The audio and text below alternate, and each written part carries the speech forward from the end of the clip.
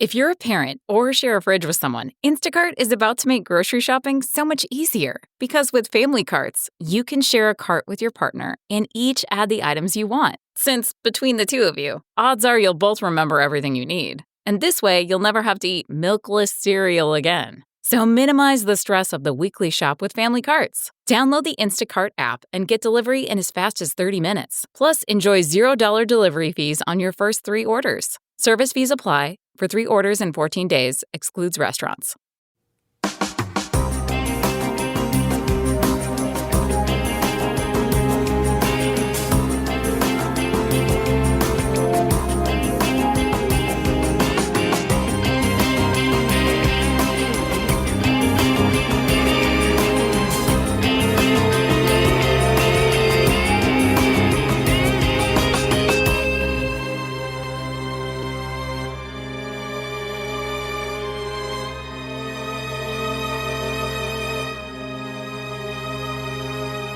Hello, everyone, and welcome to episode 94 of the True Crime All the Time Unsolved podcast. I'm Mike Ferguson, and with me, as always, is my partner in true crime, Mike Gibson. Gibby, how are you? Man, I'm doing all right. Episode 94 of 94. Unsolved.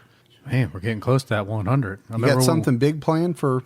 I don't know. We did something big when we crossed that on Tiki Cat, didn't we? Yeah, we'll have to figure something out. Yeah, we will.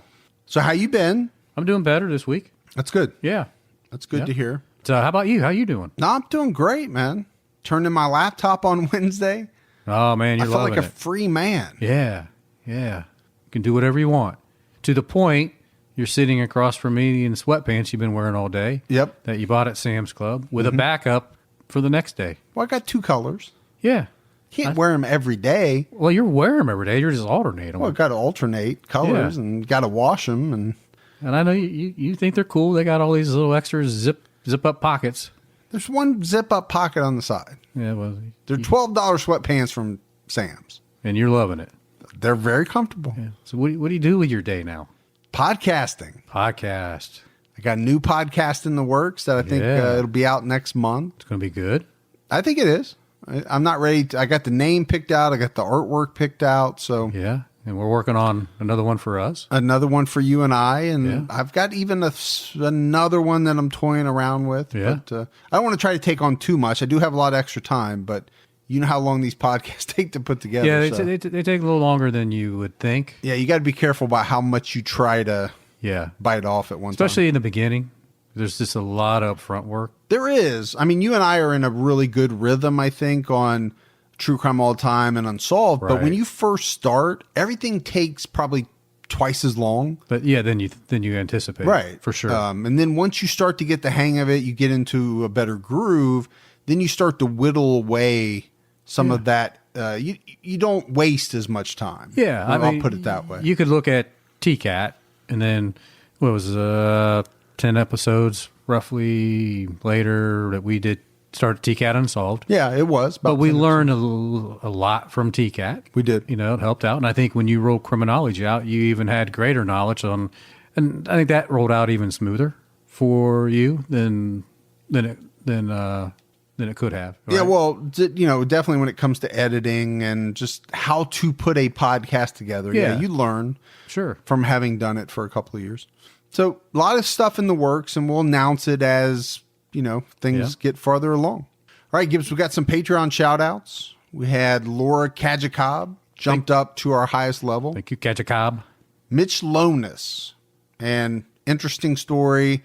I talked about it on TCAT, but Mitch is a big fan. His wife reached out and said, you know what?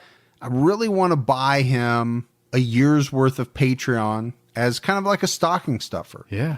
So you and I kind of put this email together, just something that she can put in his stocking. He's going to read this email on Christmas Day, and it's going to be pretty cool. And I thought that was a really nice thing that his wife, Jennifer, did for him. We should have him, like, you can call Santa. Mm-hmm. You'd say, call Gibby. Call Gibby on Christmas Eve. We should have a Gibby tracker. You know how they have a Santa tracker? Yeah. It'll just be you on your couch watching Next Flicks. Well, I live an exciting life right now. It's very exciting. Yeah. We had Brendan McLaughlin. Hey, McLaughlin. Kay Kraninsky. Kraninsky. Megan Smith. Hey, Megan. Samantha Olier. Yeah, Samantha O. Because I might mess the last name up. Might.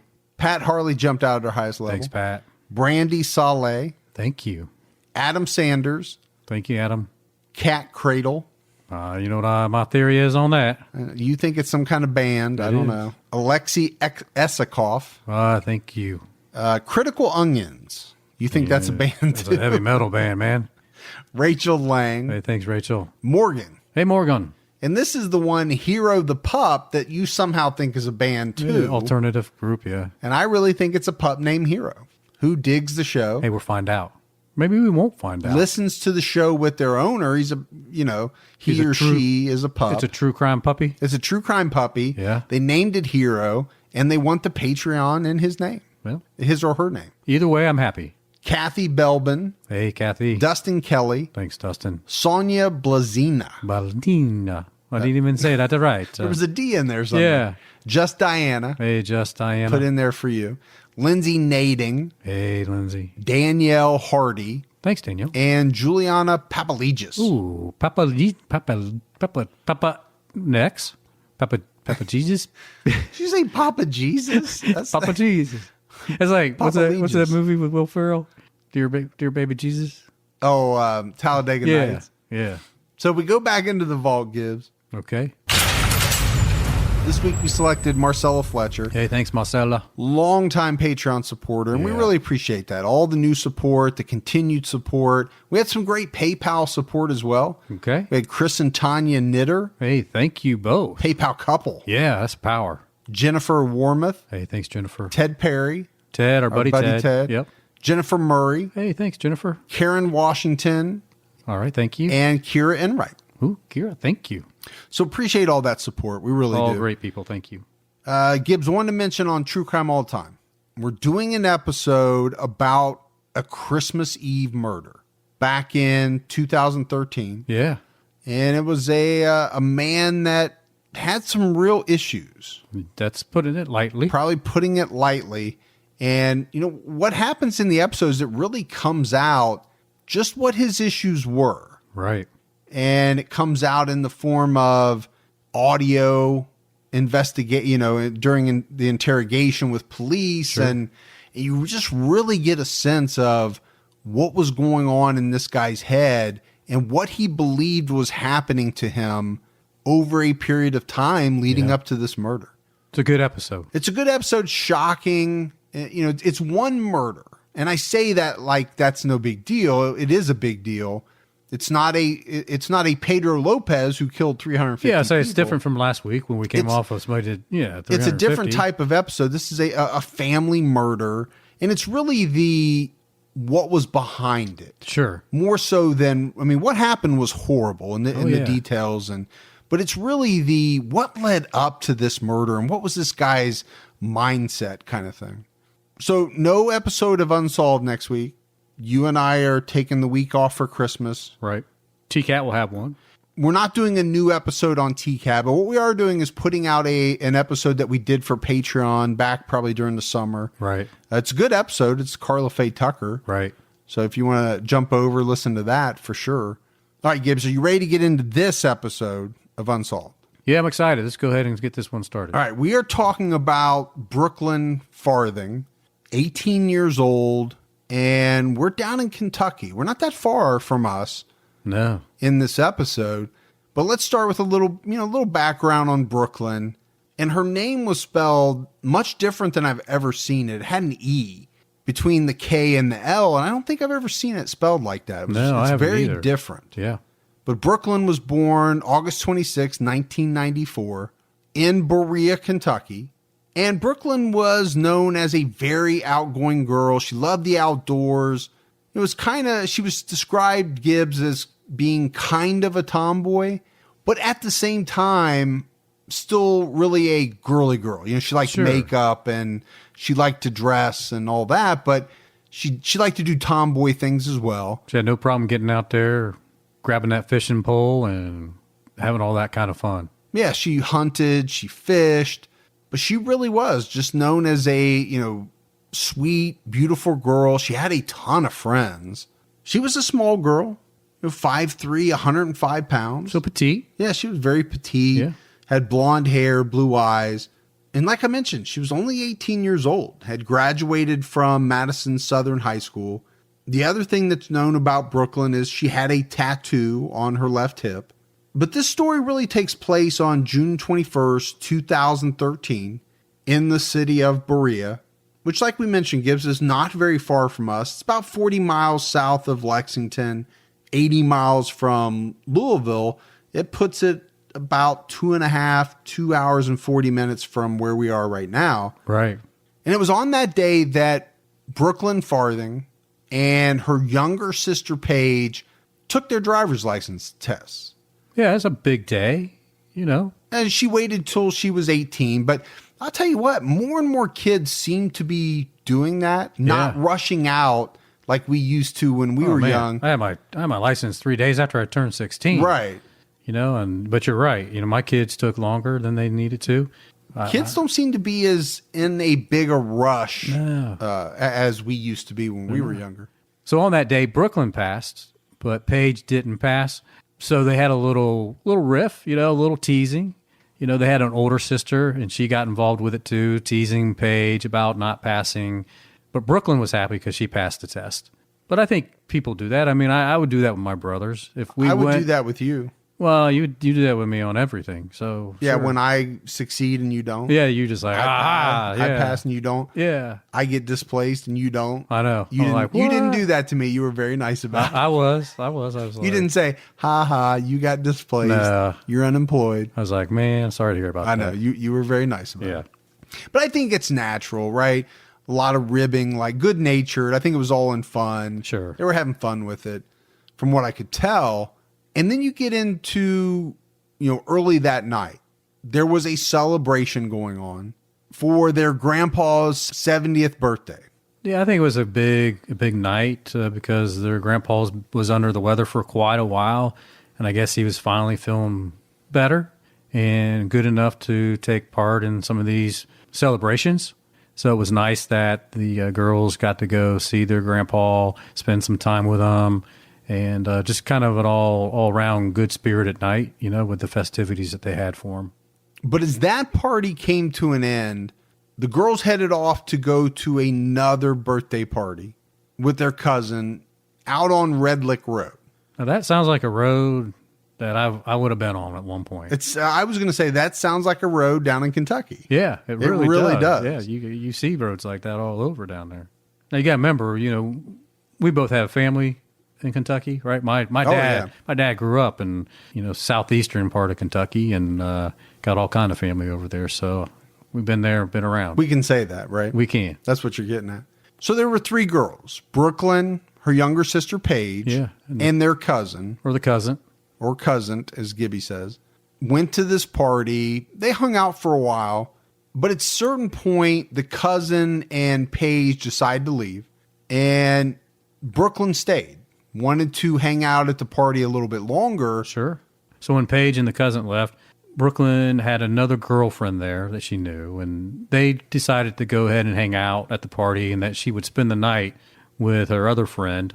So it made Paige and them feel better about leaving her there. So Paige would later say that Brookelyn always carried an overnight bag with her. So just in case like something this happened, she had another change of clothes, whatever else you put in there, your toothbrush, makeup, whatever. She always had her go-to bag. So no problem making plans to stay with her friend that night. And no one really thought anything of it, right? Her staying down in this area. There was a lot of people there that they knew.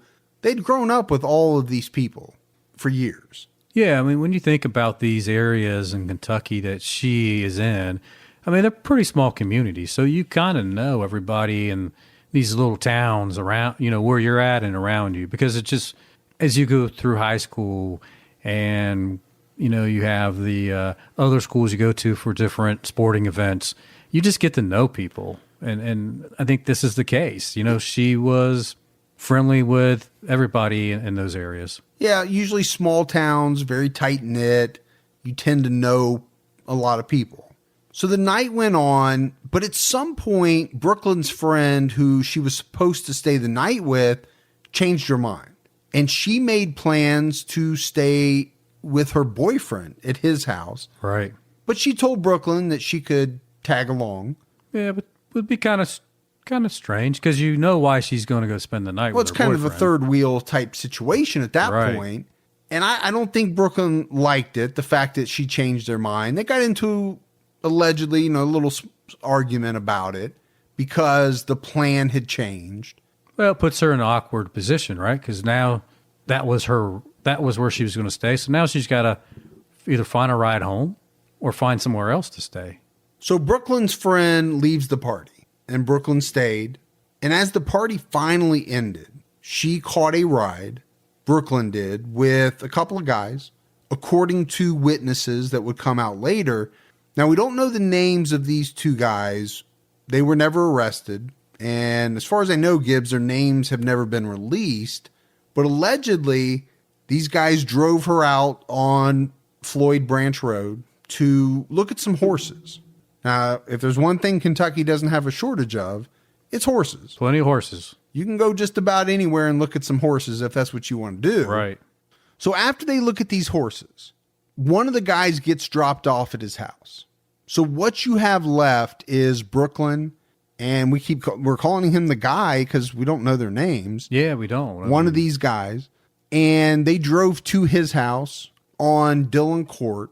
Yeah, and the interesting thing about this house was it was clearly in foreclosure stage because it had no electric, so no utilities, so no running water, no electric, no heat. It was in pretty rough condition from what I read. And I think, can you imagine someone taking you back to a house like that? You walking in, no power. So let's say this. You and I have actually been in a number of foreclosed properties. We have. Some of them can be extremely rough. Yes. But I think you're right, Gibbs, because when Brookelyn got there, I think she was worried because she called her sister Paige. This is around 4 a.m. on June 22nd.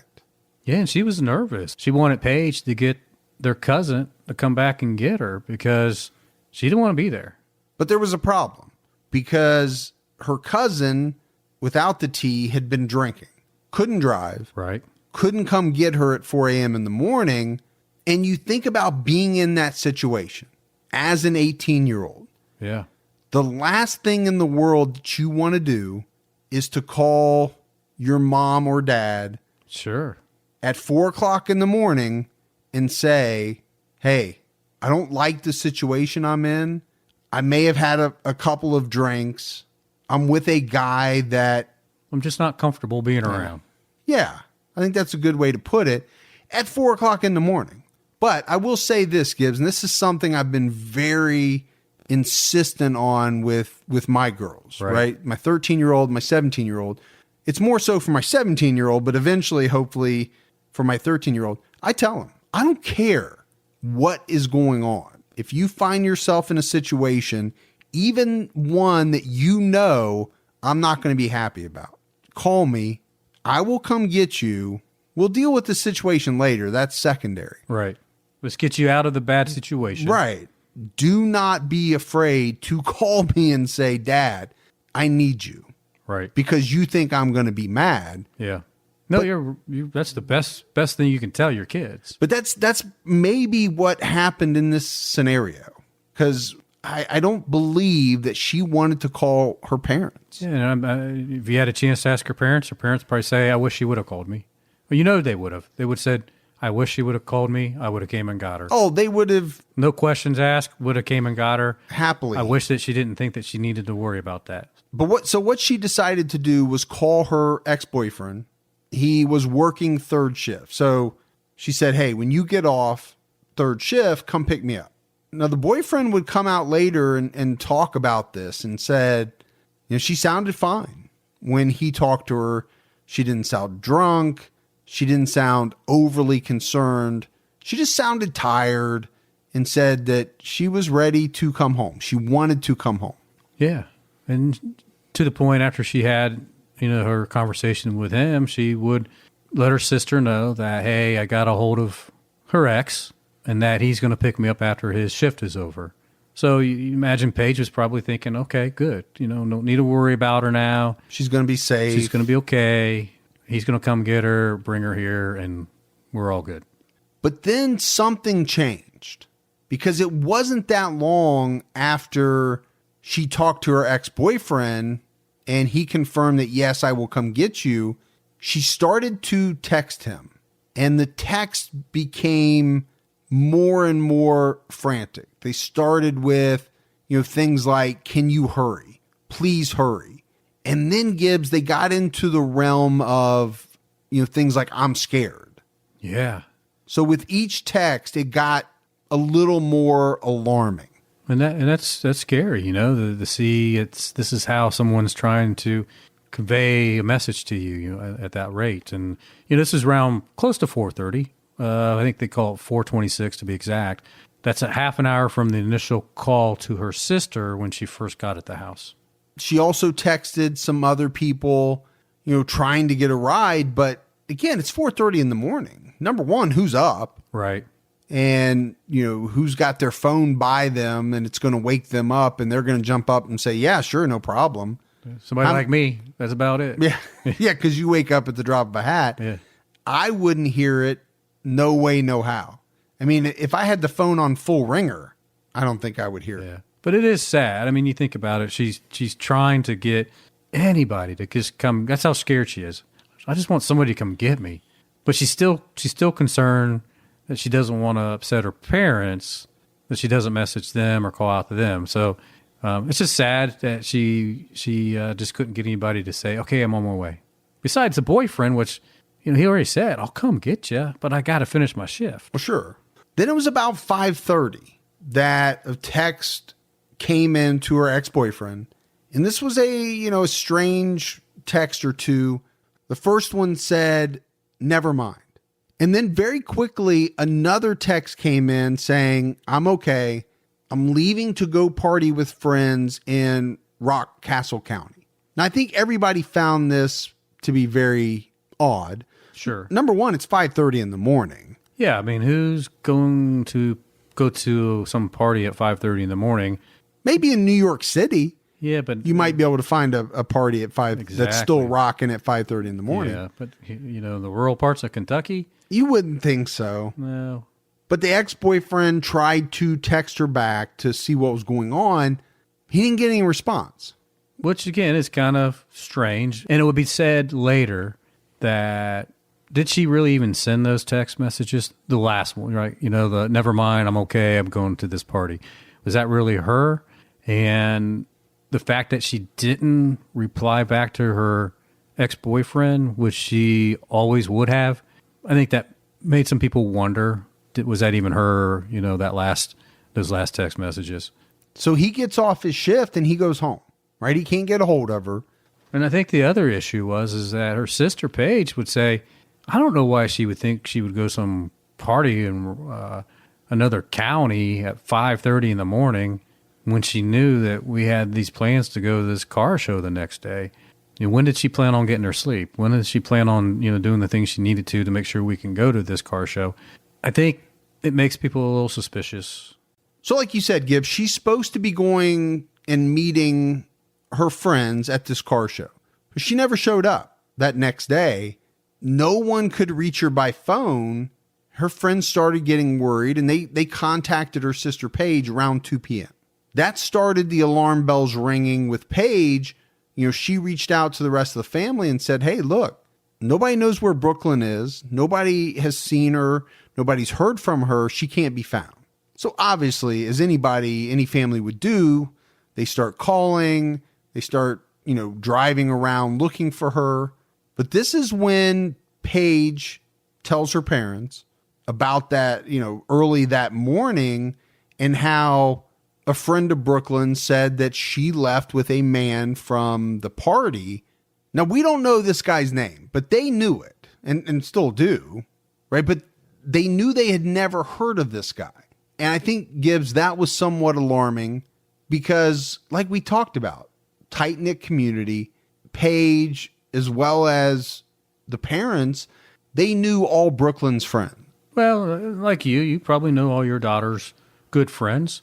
You know, I mean, they're over at the house. Sure.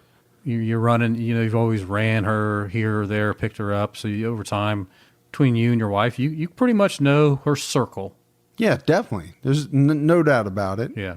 And this is even I mean, you're in a pretty populated area, but you imagine, being in one of these small communities like much smaller in, community. You know, everybody's business. But the other thing that Paige would say to her parents is that, you know what, Brooklyn would have never gone off with someone she didn't know or someone that she didn't feel comfortable with. Well, and I think that's why, initially the thought was that this was somebody that knew Brooklyn's ex-boyfriend. And as they looked into it, it turned out to be somebody that did know her ex-boyfriends and was friends with him at one time. So when that happened, then Paige was able to get this guy's cell phone number. And once they got the number, someone in the family called it and they said, hey, look, we're trying to get in touch with Brooklyn. We're worried about her. She's not called. She hasn't come home. Now, the guy on the other end of the phone, he said, yeah, I gave her a ride back to my house. So as they're talking, he lets them know, yeah, I took her back to the house, but I got nervous. When we got back to my house, I got a little nervous because I'm friends with her ex-boyfriend. So at that point, I went ahead and went back to where the horses were to put them back in the stable and left her at the house because I didn't know what to do. And so he would say he did that. He left her. She was sitting on a couch smoking her cigarette. So he would say when he left, he would hear that Brooklyn was talking to somebody on her phone about going to this party in the other county. Rock Castle. Yeah, down in Rock Castle. But that was it, right? I mean, that was essentially that first call with this mystery guy. But he called back later to the family and actually said he was scared. He told them that all of Brooklyn's personal items were inside his house. So he says after he put away the horses, he came back to the house to a fire. And it was where Brooklyn was sitting when he left, where she was smoking a cigarette on the couch. And so the couch was now on fire. So he calls 911 to have them come out and put this blaze that's going on. The whole couch is in flames. So 911, the dispatch sends out the fire department. They come out. They put the fire out. I guess the fire nearly burned a hole in the ground. But Brooklyn's not there. Her personal items are left behind, but she's nowhere to be found. It was just a little after 7 a.m. when 911 was called. So there's some theories around the fire. Did somebody start this fire on purpose to get the police out there to throw off the real crime? And it's going to come up on another rabbit hole. So maybe. But I think people find it just a little strange that just the couch was on fire. Well, I find it very strange. You're telling me that this is the last place that this 18-year-old girl was seen smoking a cigarette on this very couch, and the next thing we know, the whole thing's on fire. Just the couch. Just the couch. I find it very odd. Yeah. And like I said, there's a theory behind it, and we'll talk about that. But you have to imagine what Brooklyn's family was going through. They had to be extremely worried. Right? Number one, they can't find her. And number two, now there's a fire at the exact place where she was last known to have been. But they had to wait the standard 24 hours before they could file a missing persons report with the police. But that didn't stop them from getting a bunch of people together, right? Family, friends, neighbors. It was said that about 80 people in total went over to that house that we've been talking about where she was last seen. They searched the house. It was said that they also searched about 500 acres that surrounded this area, which is quite a bit. I mean, that's a lot. That's a lot to search. So they were obviously either looking for Brooklyn, looking for any evidence. Now, the one thing they did is they took her personal items. Yeah, they were able to find her purse at the house. She left her cowboy boots there.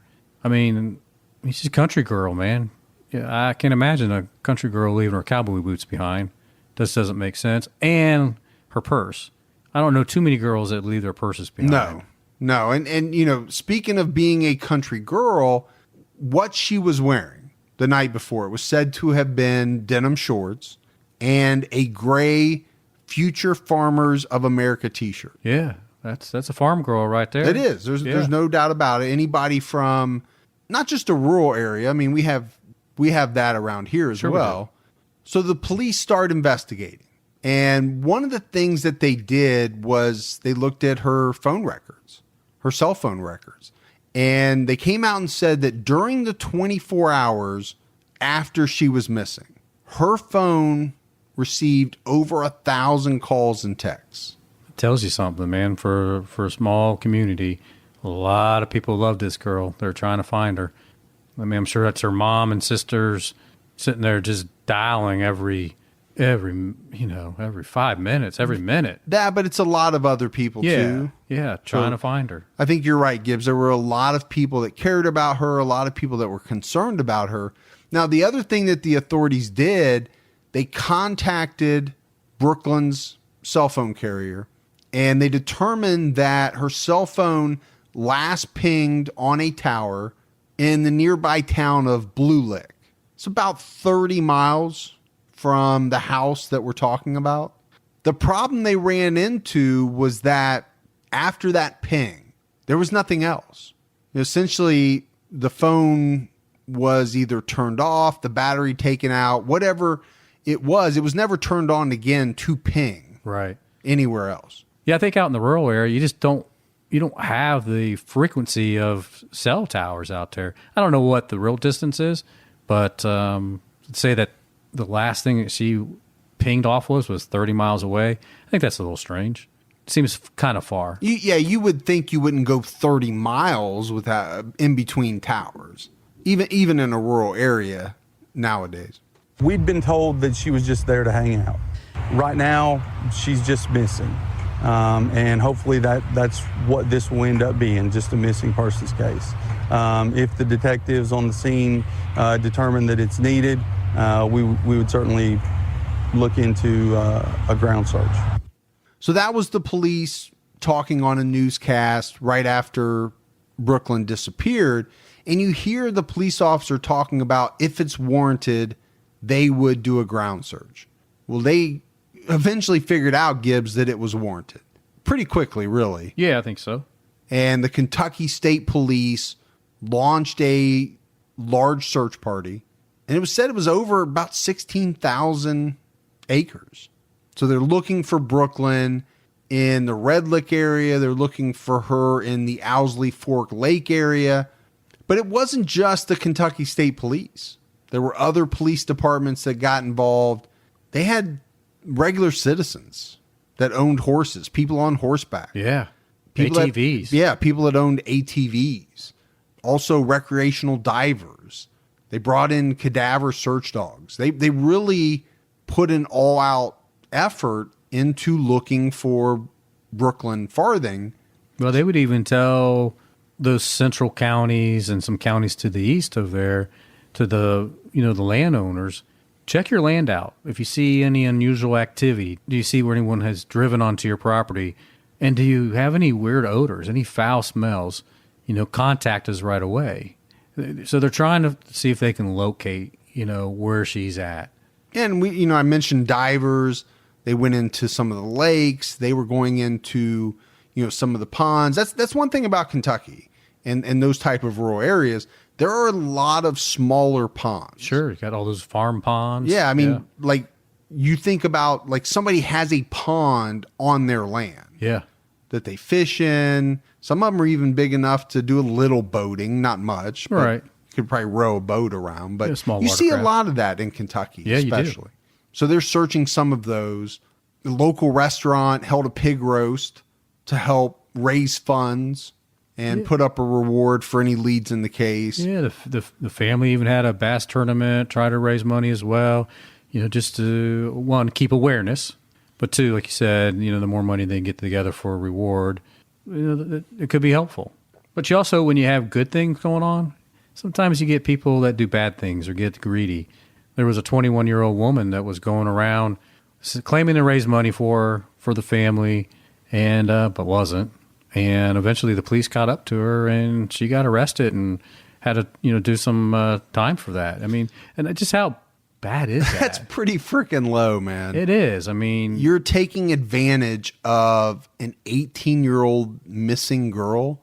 You're going to try to scam people out of their money on to use that opportunity behalf? for to be greedy. That's pretty low. But the problem in this case, right? So they're doing all this searching. They're putting all this effort into finding her. It just doesn't yield to any results. And eventually police had to call off the searches. Sure. And they came out and said that, we've done everything we can. We just can't find anything. And unless they, get some new information or, somebody gives them a tip about a specific area to search, they just couldn't do any more in the way of searching. Now, it didn't mean they were giving up on the case, investigating it. They just couldn't continue to spend all of the money and resources to look for her day after day, the way that they had been doing. They would interview hundreds of people and look at many leads, but again, it just didn't lead to anything, and the case just grew cold. And obviously, Gibbs, you and I do a lot of these unsolved cases, and I think this is a common theme. It's a pattern that you see in a lot of these types of cases. In the beginning, everybody's all in, right? Throwing every resource they have at it. The problem is you can only do that for so long. Sure. It's just not feasible to do that day after day forever. And in the beginning, you've got a lot of leads coming in, a lot of people to talk to. But eventually, as time goes by, in any case, those get less and less until eventually the cases go, very cold. We see it all the time. But the good thing that we find out about in a lot of these cases, and it's true in this case as well, is that these agencies, they don't give up, right? The Attorney General has come out over the years and said there's still continued interest in this case. They continue to evaluate it, reevaluate it, keep the investigation active. And he said that, his office has constant conversations with the investigators, right? So we say it's cold, but that doesn't mean that no one is doing anything about it. There was a $14,000 reward that was offered for any information leading to Brooklyn's return or to the capture, conviction of anyone that was responsible for her disappearance. Now, in 2015, police received a call from a landowner who was out hunting mushrooms and stumbled upon some human bones. And the thing about this was that the land where the bones was found was in Rockcastle County. And that's where it was said that Brooklyn was going to that party at like 5:30 in the morning. Now, whether she sent that text, Gibbs, as you said, there's a lot of speculation to that. But police had to be very interested in these bones and finding out who they belonged to.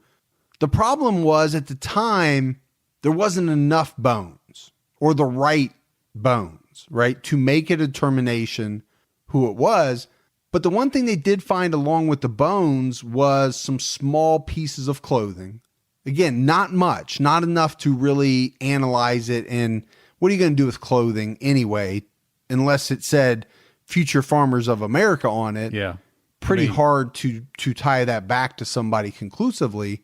So it would take them a little bit of time, but eventually investigators were able to determine conclusively that the bones were not Brookelyn Farthing. We're not looking for rumors.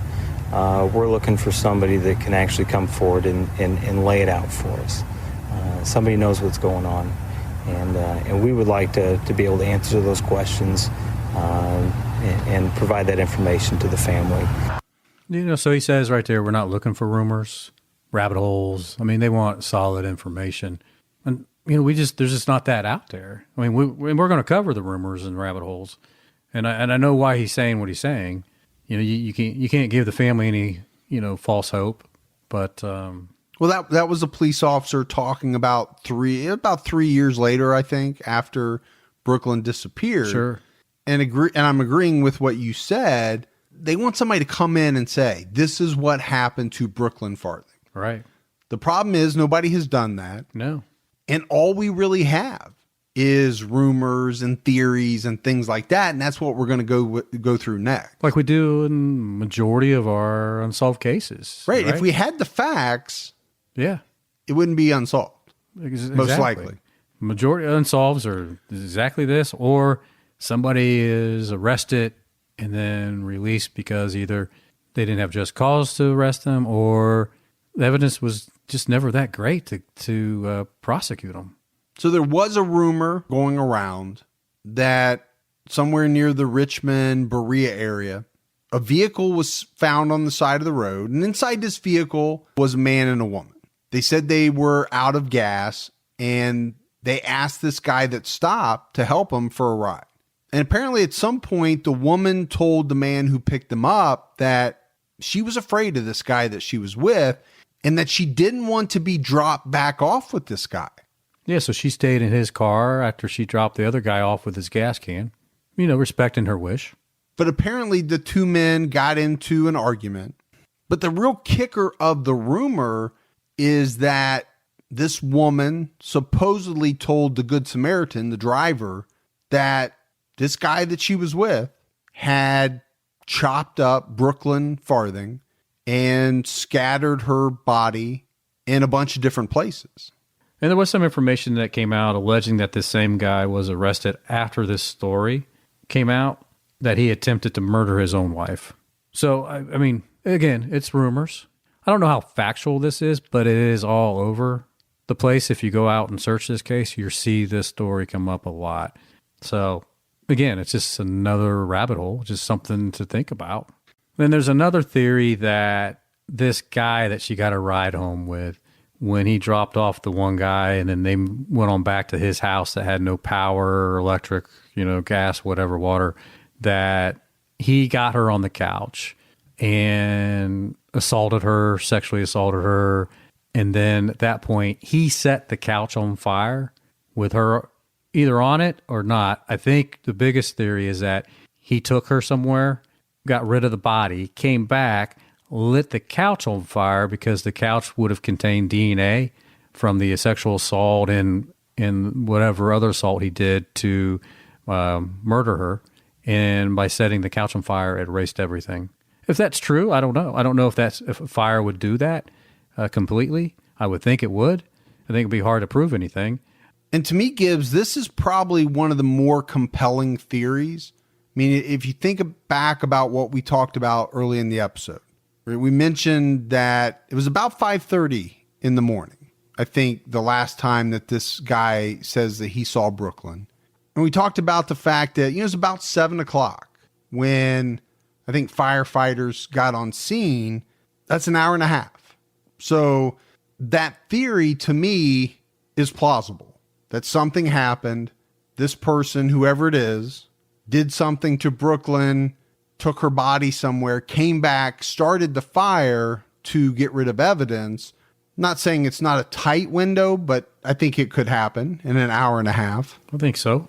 I think that's why there's plenty of people out there that speculate the same. Now, there's another theory that comes from a private detective that ties in Brookelyn Farthing to 17 other missing girls. 4 of those girls are known to have been from Kentucky. Yes. When you look at the MO, there are some similarities.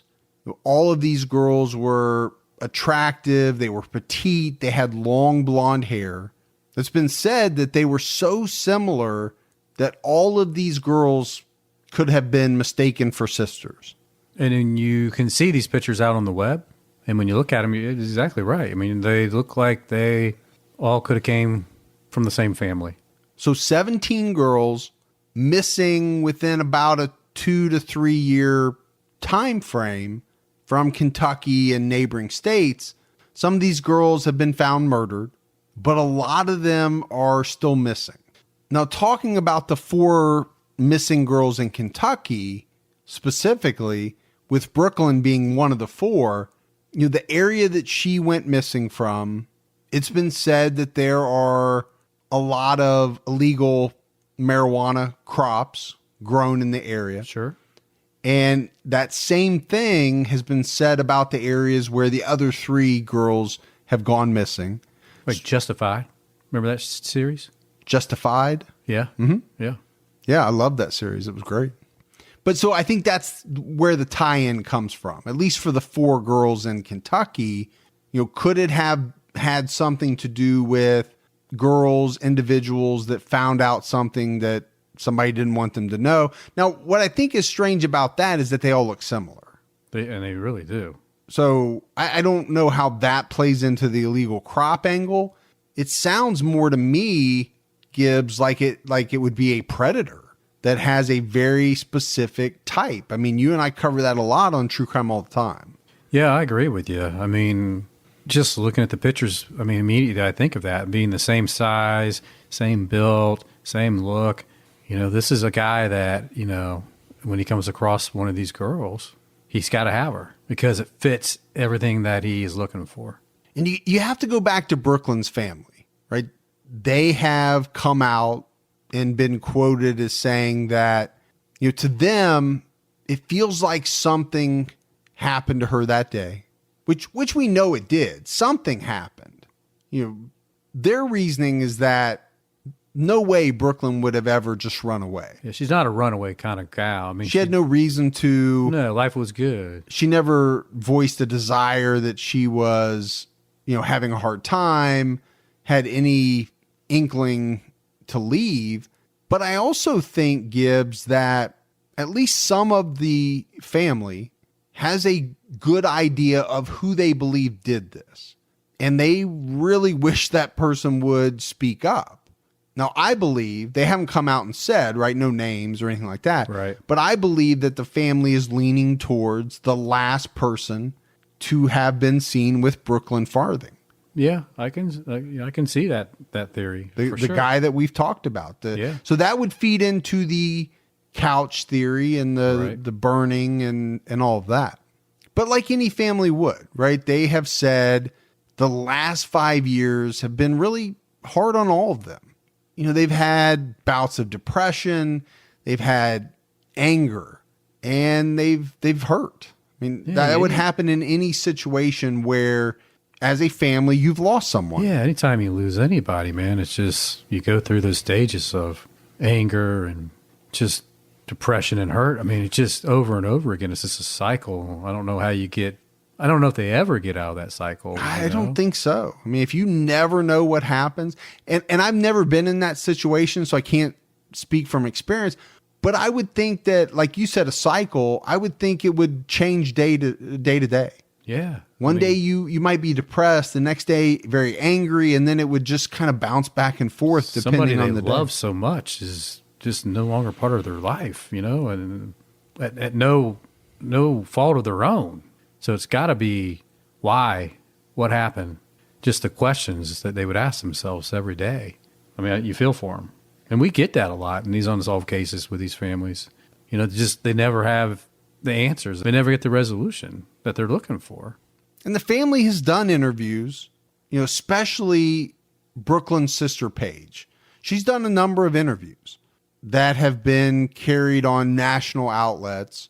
The Oxygen Network did a show about Brooklyn in an online miniseries. They have a website, findbrookefarthing.com. I think, Gibbs, in this situation, the family is just trying to do anything they can do to keep her story relevant. Sure. So that people don't forget about her in case, right, number one, they want to find her. Right. And we know there's somebody out there that knows what happened to her. Yeah, when you have such a small community like this, it's just so hard to believe that nobody knows anything. You know how it is. People talk. People like to talk. They do. And somebody has to know something, seen something. It's okay. Go ahead and reach out to, these folks and let them know what you know. You're not going to get yourself in trouble, but you're going to give them some relief. They're finally going to know what happened to their daughter, sister, or friend. And on this website, findbrookefarthing.com, you can find information about the case, but more importantly, you can find a tip line where you can send information anonymously to the family. Which is great. You don't have to, like I said, you don't have to worry about the authorities. Just, don't waste your time with false information. Yeah, definitely not. That would be the worst thing. But if you actually have something factual, let them know, and that way they can look into it, and maybe, like we said, maybe they'll get some closure. So there's that avenue, right, to send in a tip anonymously. Kentucky State Police, they're still working this case. Over the years, they followed countless tips, and they too have asked that if anybody knows anything, please come forward to assist in this investigation. So, hopefully maybe they'll get some tips over the next few months, over the next year. I just hope that someday that they get the answers that they're searching for. I mean, what we can do is keep, following the case and hoping that it does happen for them. It's just sad. I just hate all these missing girls out there. These cases we see, missing people, because I just know how it plays on the family. It just really is tough, the unknown. It destroys some families. There's some families that it's so devastating, they can't stay together. I'm not saying that about the Farthing family. No. But it does have that effect on many families. Yeah, I mean, it breaks up marriages. I would think it would consume your thoughts all the time if you allow it to. But I will say this, right? We talked about the area of the country this is in. I go back to what you said, and I think this is true with a lot of unsolved cases. There's no doubt in my mind somebody knows what happened to Brooke. So the question is, have they been that good at keeping it all to themselves, assuming there was one person involved?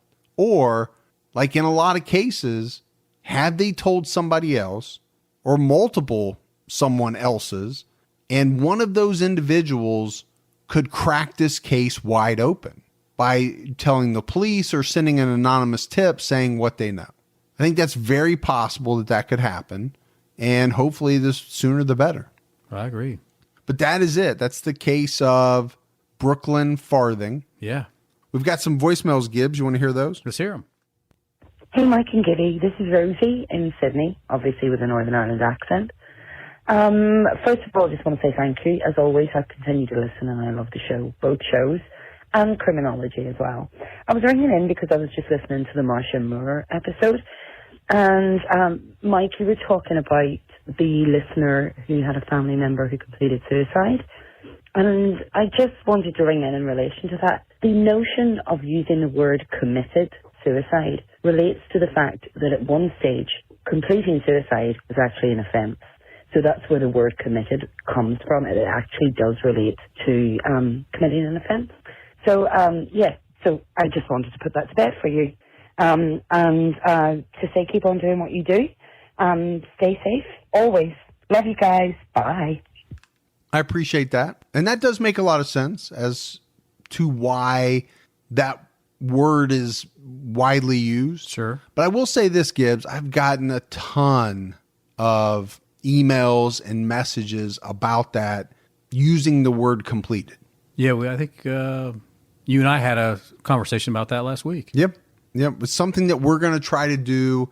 But like I said, it never crossed my mind that there was that was something negative to the family of individuals who, had done that. That word committed just, has a negative connotation. Right. Hi, this is Jim from Baltimore. Fergie, you say you don't like Maryland crab cakes? Well, crabs. How dare you, sir? I love the podcast. I'm actually finishing Beverly Lowry's book, Who Killed These Girls? Because of what, it's about the yogurt shop murders, and it's basically I read it because of listening to your podcast of that subject. Just wondering, do you have Andre Chikatilo on your upcoming list of people to do? Keep your own time ticking. Thanks. Bye. All right. Thank you very much for the voicemail. I like to hear that, right? So Gibbs, we do, let's say, an hour and change in a podcast. And I feel like we try to be very detailed. Yeah. And we are. Sure. But you can't condense a very well-written book into an hour and 15-minute No way. podcast. So you just can't do it. And so I love to hear that people, they listen to it, but they're hungry for more. Right. And they want to dig into the case even more. It's awesome. I love that. Yeah. Now, Chikatilo, definitely on the list. Sure. Has to be. The guy is a freaking monster. So I know we're going to do him, and probably soon, because we haven't been out that way. It's somewhere we have not been. In the Maryland crab cakes, we're just... So, funny story about that. I knew I was going to catch a little heat. Yeah. Good-natured Sure. about that. I actually like Maryland crab cakes. Okay. What I don't like is the work involved in the Maryland crab adventure, what I call the Maryland crab adventure. Okay. I don't want to have to whack them. Oh, okay. You know what I'm saying? I want to just break off a great big leg, and eat snap it in half, and that meat comes right out. Yeah. I don't want to have to hit something with a mallet and pick all. Maybe I'm doing it wrong. Somebody's going to tell me you're doing it wrong.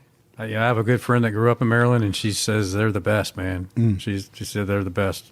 Has she ever had like a really good Alaskan king crab? I think she's ate a lot of good seafood. So, but that's where she grew up. Right, sure. So when you grow up there, right, that's what and to each his own. Yeah, exactly.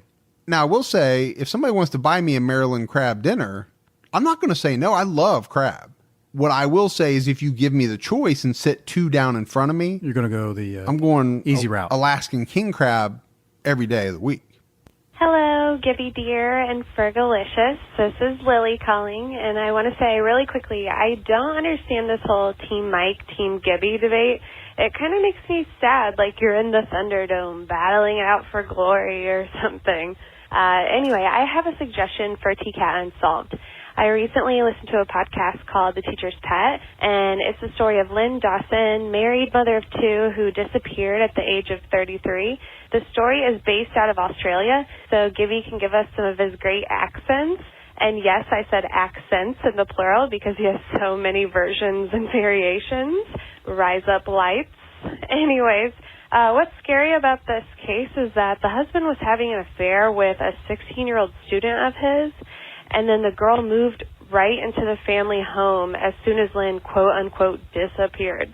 No body has ever been found, so habeas corpus and all that, but there are a multitude of reasons that had coroners declaring her dead, and basically there's no way that she's not deceased. I think the listeners would really enjoy this case, and you guys kill it every time, so I'd love to hear the story from the two of you. Yours remains my favorite podcast. You make my life at work so much easier to get through each day, and I am genuinely grateful for all you do. Oh, and Ferg, I wanted to tell you that I've been binge watching Seinfeld, and it is the funniest, greatest show ever. So again, thank you both so much for everything, and keep your own time ticking. Bye. Wow, Lily, that was sweet, but I can't believe she's just now watching Seinfeld. Well, there's a lot of people, so I'm hit and miss on my things to watch. Yeah. So a lot of people that had never watched Seinfeld, somebody said they bought the whole DVD set and they're loving it. And if I could go back and watch Seinfeld for the first time, it'd be like the happiest day of my life. Yeah, it's great. Now, I'm hit and miss on some of the other ones. Some people like Always Sunny in Philadelphia. Some people said it's the worst show they've ever seen. Yeah. It's just kind of your taste. Yeah, I like Sunny. But I mean, I think it's hard to go wrong with Seinfeld. Yeah. It's just classic. Seinfeld, Office. I'm really watching Parks and Rec a lot again and really appreciating how good that show was. Yeah. There's a lot of shows like that. That case she was describing reminded me of a good Lifetime movie. I know you don't watch Lifetime. No, I do not. But it sounds like that, the moves into the house after she... Well, it would probably make a great episode. You should get on that. I know. But I got to work on my Australian voice, to make sure it's just the way we want it. Oh, geez, that was horrible. I don't even know what that was. That sounded like Colonel Clink from Hogan's Heroes. Rise Up Lights? Yeah, do that one. Rise Up Lights? So, real quick, I'll touch on the Team Mike, Team Gibby, right? It is a Thunderdome here. It is a Thunderdome. Gib and I battle. No. Honestly, we laugh about it because it's so funny that somebody would pick one or the other.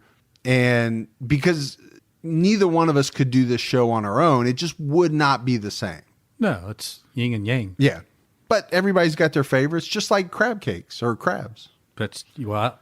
Just like... I'll do crab cakes. You can have crabs. Just like Alaskan crab versus Maryland crab. You keep your crabs to yourself. Hi, my name's John King from Indianapolis, Indiana.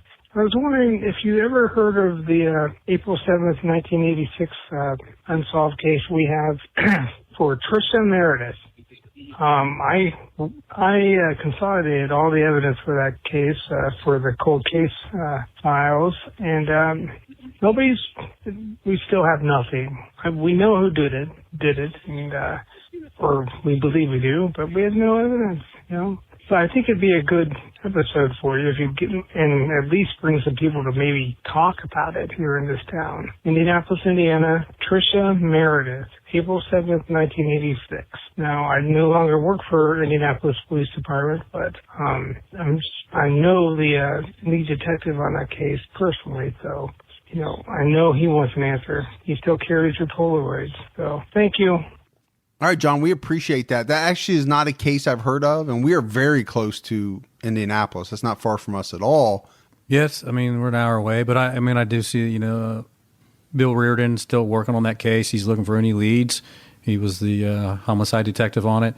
So, it sounds like one that we'll have to look into. Yeah, definitely. And I would say if you have any information that you can share with us, definitely feel free to email us at truecrimeallthetime@gmail.com, and we'll look into it. All right, everyone. That is it for another episode of True Crime All the Time Unsolved. So for Mike and Gibby, stay safe and keep your own time ticking.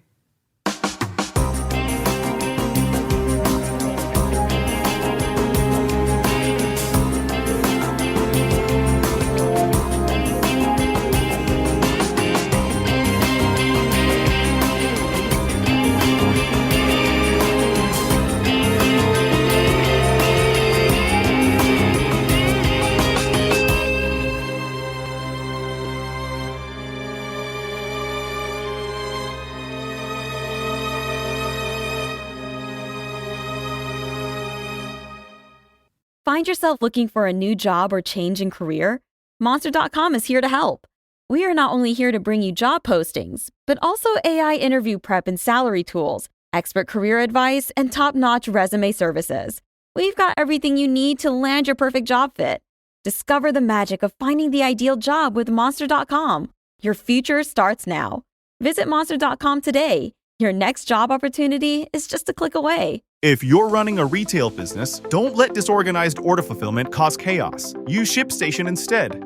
From running a business out of your garage to multiple warehouses, ShipStation is ideal for every phase of your growth. Save time with one login for all your stores and by automating tasks. Plus, you'll get the best shipping rates from global carriers. Calm the chaos with the shipping software that delivers. Start a free trial at ShipStation.com/audio. That's ShipStation.com/audio.